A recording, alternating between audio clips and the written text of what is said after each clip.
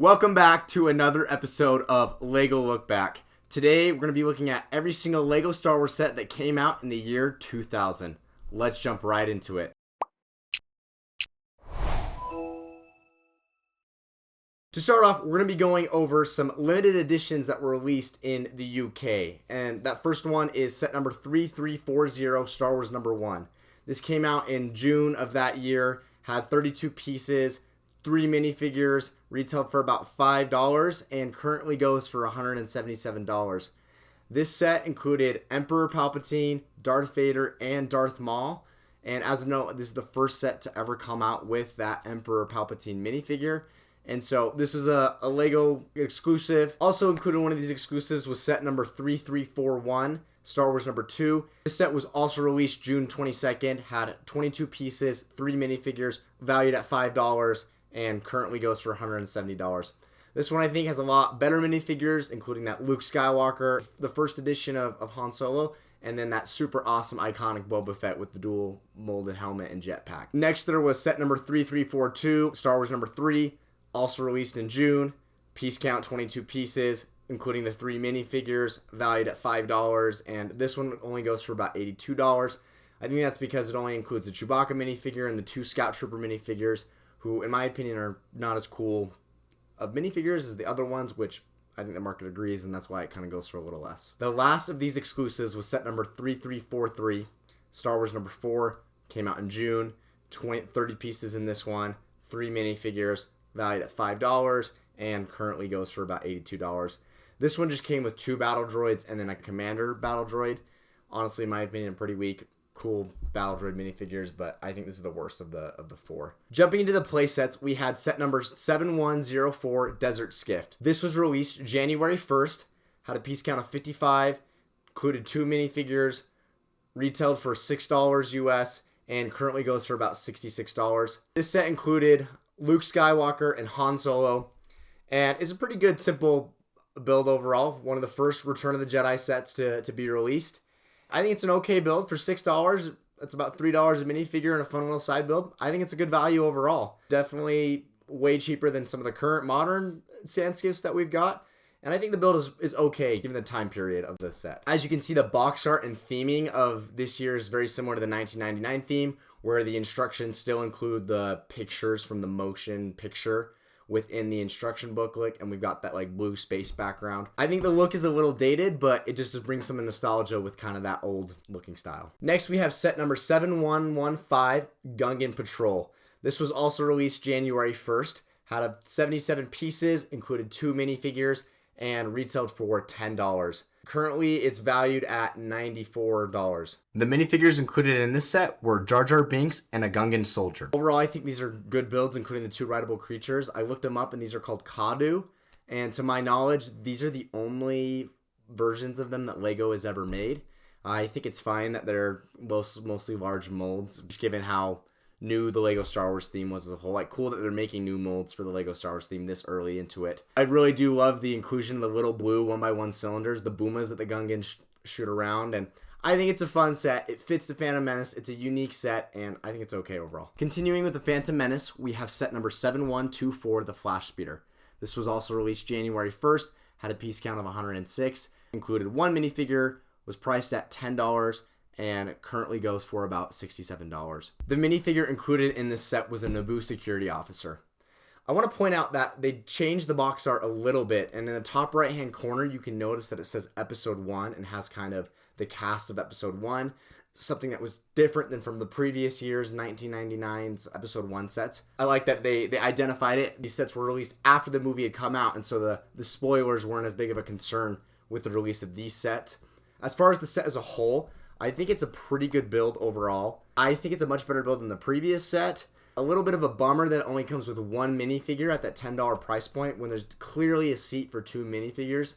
I would have loved to see either a second Naboo security officer or a Queen Amidala or another minifigure to kind of go with this set. I think would have really completed it. But I think the build is pretty good. It's pretty accurate to what the speeder looks like in movie. Kind of has a blockier look, and I think it fits really well. Really good set overall. Moving to the original trilogy, we have set number 7134, the A-wing Starfighter. This set was released January 1st, had 125 pieces, included 2 minifigures at a price of $15, and currently goes for about $74. The minifigures included in this set were a A-wing pilot and a rebel engineer. This set is the first ever A-wing that was ever made, and it was cool. It's cool to see how quickly LEGO was jumping into making the other ships of the rebel fleet. This was the first edition of an A-wing we ever got. It's pretty blocky, but I'll give it a pass just with how new it is.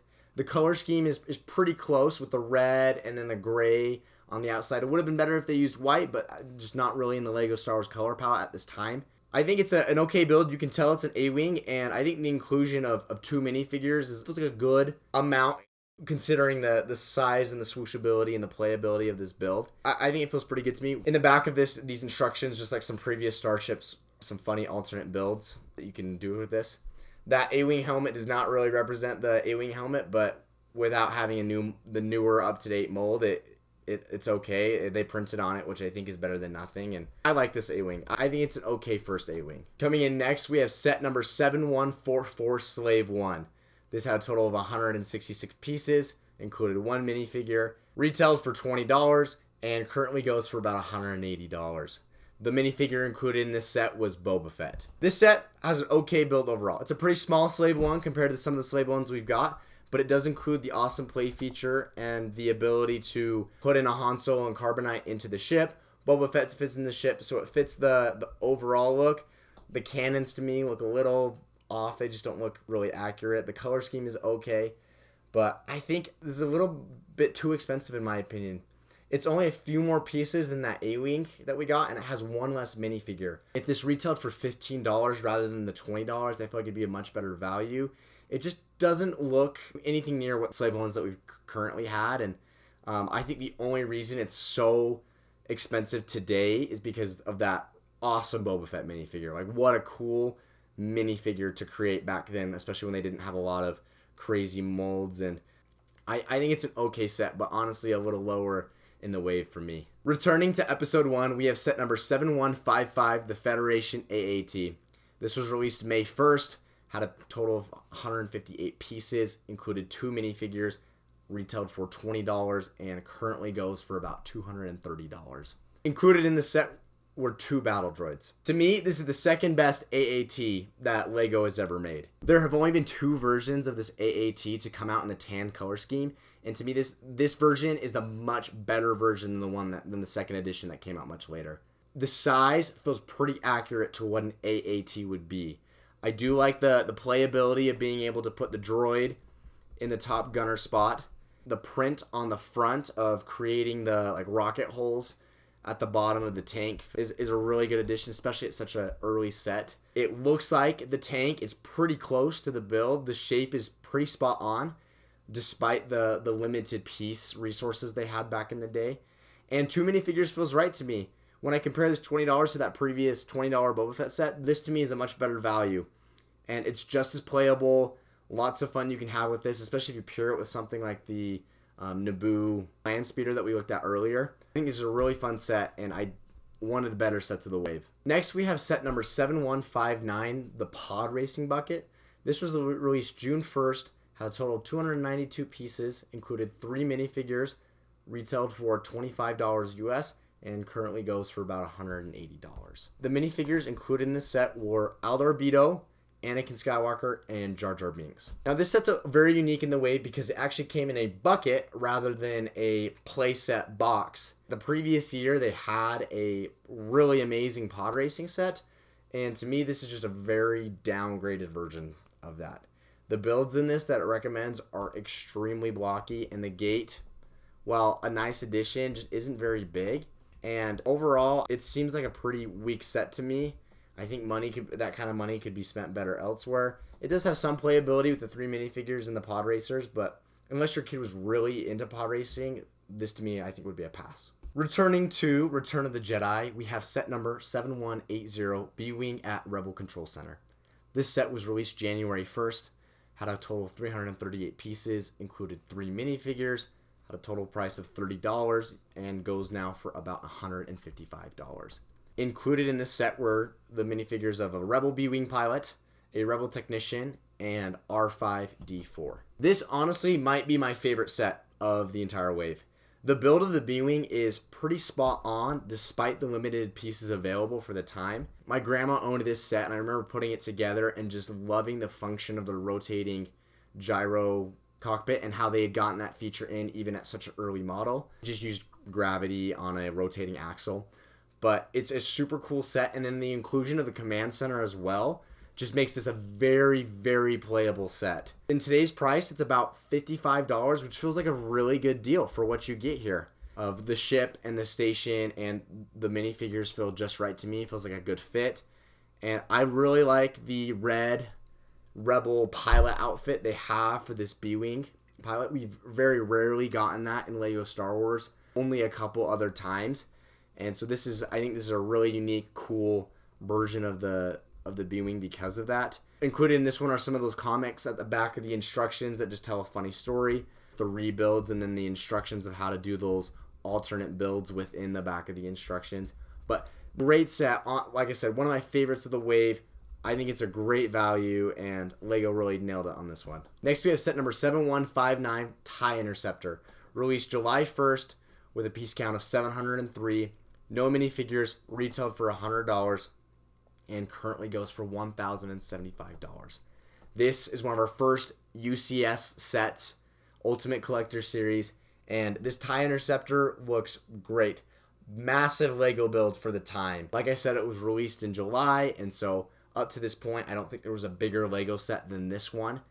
And it's really interesting that they built this out of that black and blue color scheme. Not a very movie-accurate color scheme, but in LEGO Star Wars, it's worked, and it's just got a nostalgia effect to it. This set, I think, is a really good build. It has a very, very unique cockpit piece that I don't think we've ever seen on any other build.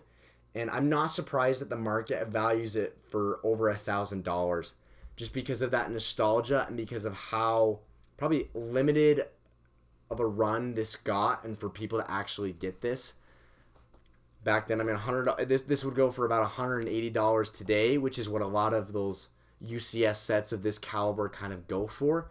And I don't really have a ton of other thoughts on this. I think it's a good, solid looking build for the time.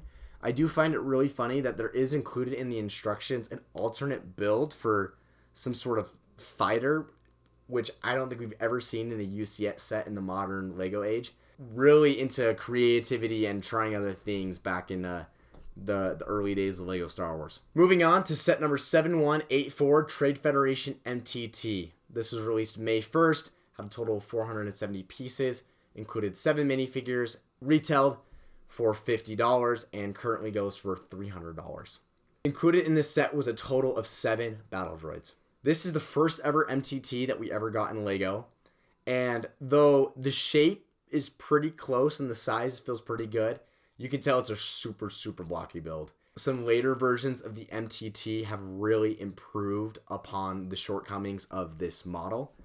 The color scheme is also a little weird with all those unnecessary tan pieces kind of within the model. It did have the ability to open it up and you can deploy some of the droids to the front, though not as good of a mechanism as we've gotten these days. And in the instructions of this set, there were a ton of alternate builds. In the back included a comic starring the battle droids of this set and all the alternative builds that they use with the MTT and instructions on how to kind of come up with some of those. And to me, there's some really funny ones. I mentioned, I think when droids rebuild stuff, it looks really funny and derpy. They have like a two-legged walker that I find especially funny in the back of the instructions here. One thing I found really interesting about this set is when you look at the inflated adjustment price, this would be worth about $92 US today. And when you compare that against the most recent MTT that LEGO has released, this is $70 cheaper. Yet it feels like the same rough value and amount of stuff that you're actually getting. It feels like it should be a lot closer in price to this, which I think has really showed just kind of the skyrocketing prices of LEGO Star Wars in recent years. Jumping back to A New Hope, we have set number 7190, the Millennium Falcon. This was released July 1st, had 663 pieces, included 6 minifigures, retailed for $100, and currently goes for about $423. This was the first ever Millennium Falcon that LEGO ever made. And I think Luke said it best when he said, "What a piece of junk." In all seriousness, I actually don't think this is too bad of a build. It gets the basic shape of the Millennium Falcon. It's got some larger pieces around the outside to kind of fit that like saucer dome shape. The ability to fit Han and Chewbacca both in the cockpit is a great feature. And I think the minifig selection of this is perfect. To include all of those original trilogy members, Luke Skywalker, Princess Leia, Han Solo, C-3PO, Chewbacca, and R2-D2. The only other person you could ask for is a old Ben Kenobi. Hello there. I think it's a great set. And looking at this, it just makes me wish LEGO would make another New Hope Millennium Falcon. It's been a long time since we've had a play set a New Hope Millennium Falcon. And there's a lot of great details kind of inside. There's a picture in the instructions that shows you where you can put people around different stations. Obviously not the detail that you would get in a modern build today, but still some good features. And I think for a Star Wars fan at the time, this must have been one of the coolest things that LEGO had released, and a must-have. Once again, there's a comic story in the back that includes some characters from some other sets in this year's release, and some funny alternate builds as well. Really like this Millennium Falcon. Glad that LEGO was able to make it so early on in its time with LEGO Star Wars. Moving on to our next Ultimate Collector Series set, we have set number 7191 X-Wing Fighter. This set was released July 1st, had a total of 1,300 pieces, included one minifigure, that being R2-D2, retailed for $150 US, and currently goes for $1,200 US. This set was released right alongside that TIE Interceptor, and this to date was the largest LEGO Star Wars set in existence with that 1,300 piece count. $150 feels like an okay price point. When you look at the inflated adjusted price, this is about $273 US, when the most recent UCS X-Wing retails only for about $240 US. So a little more expensive than what modern UCS X-Wings were. Definitely looks aged as you look at the newer UCS X-Wings that we've gotten. The piece that they use for the gun turret, to me, is just too big. Like, it gets the shape across, but it's just way too big for what the actual X-Wing would have looked like. And these UCS sets are cool with some kind of diagrams of the Starfighter, including some details. A lot of modern UCS sets have included this as well. And there's, once again, another alternate build for this set included, which we never see in UCS sets at all. And I also found it very interesting that in the back of the instructions of this one included 2 pages of a list of available LEGO Star Wars playsets that were on the market. And this is the only time I've seen within the instructions of them kind of advertising other LEGO sets within the instructions. And so it's cool to get a glimpse of what this year and what the previous year's sets have looked like kind of all on one page. Moving away from play sets, we have some Technic sets that came out this year, with the first one of those being set number 8000, the Pit Droid. This set was released January 1st, had a total of 223 pieces, no minifigures, retailed for $20, and currently goes for about $7 US. LEGO Technic hasn't had a ton of stuff in Star Wars. I think this is a really creative thing to try back in 2000. The Pit Droid looks pretty good overall. I like the inclusion of the green color scheme to kind of make it stick out. It is notable, though, that most Pit Droids in the Phantom Menace were mostly brown. So interesting that they kind of chose that color choice. But I think it looks good. The build looks fine, and it does have the ability to collapse down into the small form, which is a pretty key feature of the Pit Droid. And I find it interesting that in this set included some alternate instructions for a speeder bike. That, to me, looks like would be a great addition for some of the buildable figures that we got several years down the line. I think it's a good build, good value for those individuals who are maybe more into a more technical build. I think it's a good set, and I think it still fits that Star Wars fandom, and it was a unique thing to try. The next one of these Technic sets was set number 8001 Battle Droid, also released January 1st. This one had a total of 363 pieces. A little more expensive at $30 US, and this one currently goes for $144. I think the Battle Droid looks good. Everything looks fine except for the head. The head to me just does not look like a Battle Droid. Like, I mean, they get the rough shape right but it just, to me, it doesn't really look like a Battle Droid. This does have the ability to put a gun on its back and then to bring it forward into the arm position, which is what you do see happen in the battle scene of the Phantom Menace, which I think is a really cool play feature. And once again, just another good Technic build. Not really my go-to set, but I don't think it's a bad set. And I think for those who are really into the Technic themes, would have really appreciated this set. Finishing the wave off, we have set number 8002, Destroyer Droid. This was released January 1st, had a total of 558 pieces, no minifigures included, retailed for $50 US, and currently goes for about $241. This set, in my opinion, is the best of the 3 Technic sets. It looks really good, and Droidicas already have this very mechanical feel to them, and so it really captures that really well. And the cannons look pretty good to me with some of those brick-built elements within the Technic set. And this set does fold down into a ball, and you can roll it, which is an essential feature to me, with it being a destroyer droid or droidica. And the only thing I feel like it's missing, but this is like a really minor complaint, is like no ability to like have a shield. I just don't think LEGO had any parts back in their catalog back in those days to even consider that as an option. That is the only thing that I think would make this a pretty near perfect set, but it looks really good. And once again, I think the Technic fans would really like this set. I think of the 3, this is the one I would have most likely been able to buy, though it is pretty expensive. In today's money, it's about $92 US, and so a bit of an expensive build for a pretty small build. It includes instructions to have an alternate build to build an AAT, so not just like an alternate idea. It includes the instructions to build this, which I think is interesting. Good set, and I think for fans who really like the droids, the Separatists, it's a good buy. Moving on to our tier list. These are just my thoughts. You may have different opinions. Feel free to comment below if you feel like I got something wrong. But this is what I felt like the wave looked like overall. Coming in at the top, we had the B-wing Starfighter and the Millennium Falcon. I thought those were just the S tier sets. Overall best value and best of the wave as a whole. Coming in at the bottom, included that Anakin's Pod Racer bin, and a little lower, those kind of 3 minifigure packs. And honestly, that Slave One I just think is not a great value, even with that awesome Boba Fett minifigure.